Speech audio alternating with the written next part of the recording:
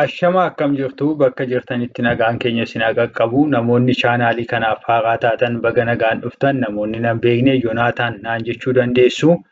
Chaanaalii kanaan barnoota afaan Oromoo, Amaariffaa, Ingiliffaa ni barsiisna. Akkasumas barnoota herreegaa fi leenjii itti fayyadamiinsa kompiitaraa ni chaanaalii kana sabiskiraayib taasisuun maatii ta'a. Akkasumas hiriyoota keessaniif sheer taasisa.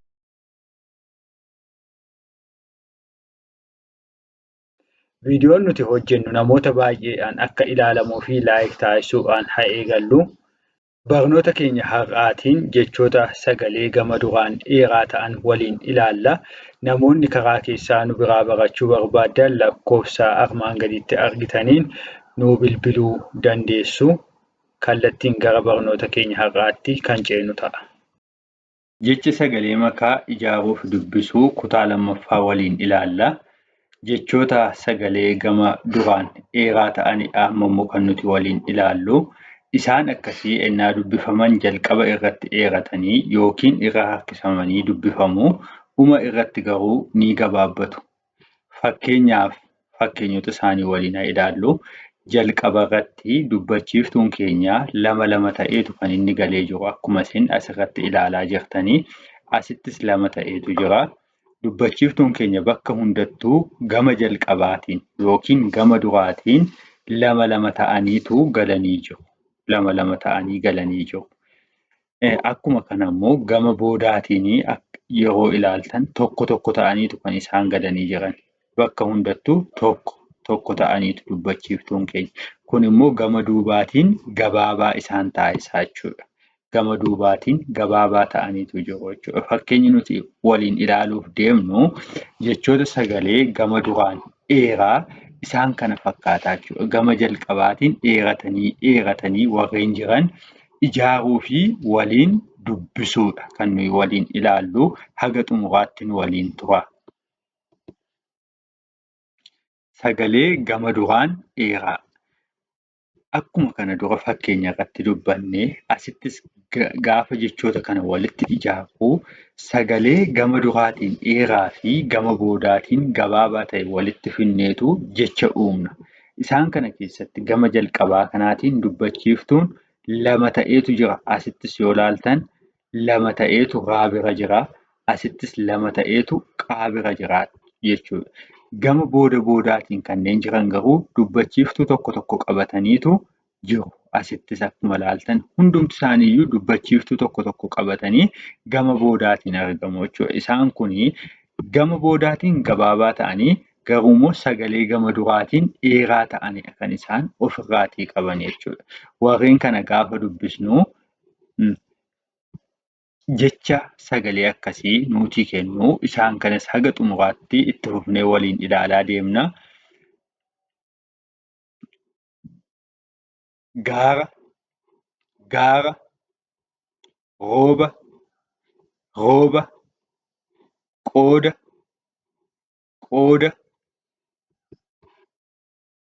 jiila, toora, seera, saame, goota, fuula, tuuta, faara, qaama, gaafa, waaqa, haala,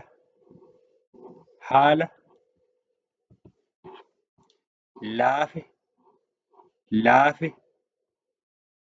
waame, daara, booraa, gaala, huuba, fiige, yoona,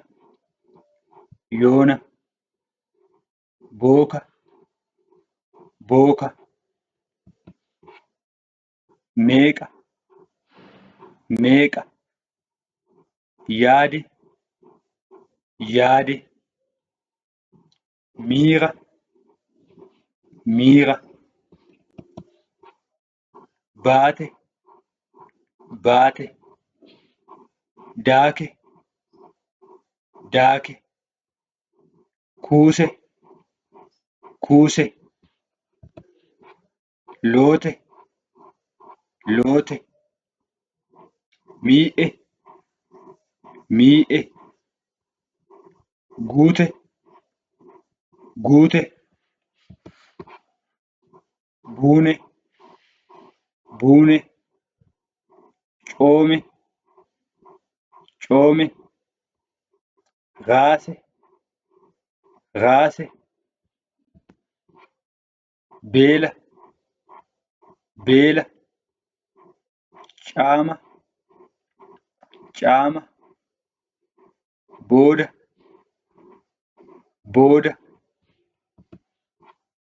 beekaa, beekaa, deeme, deeme, yaase, yaase,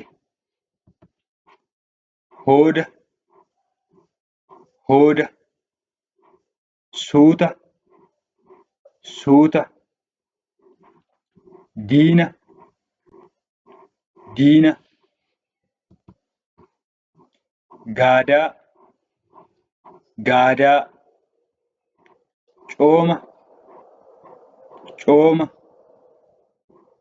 sooma, sooma, caama, caama, yaala, yaala, kaaba, kaaba, quufa, quufa, caale, caale, kore, kore,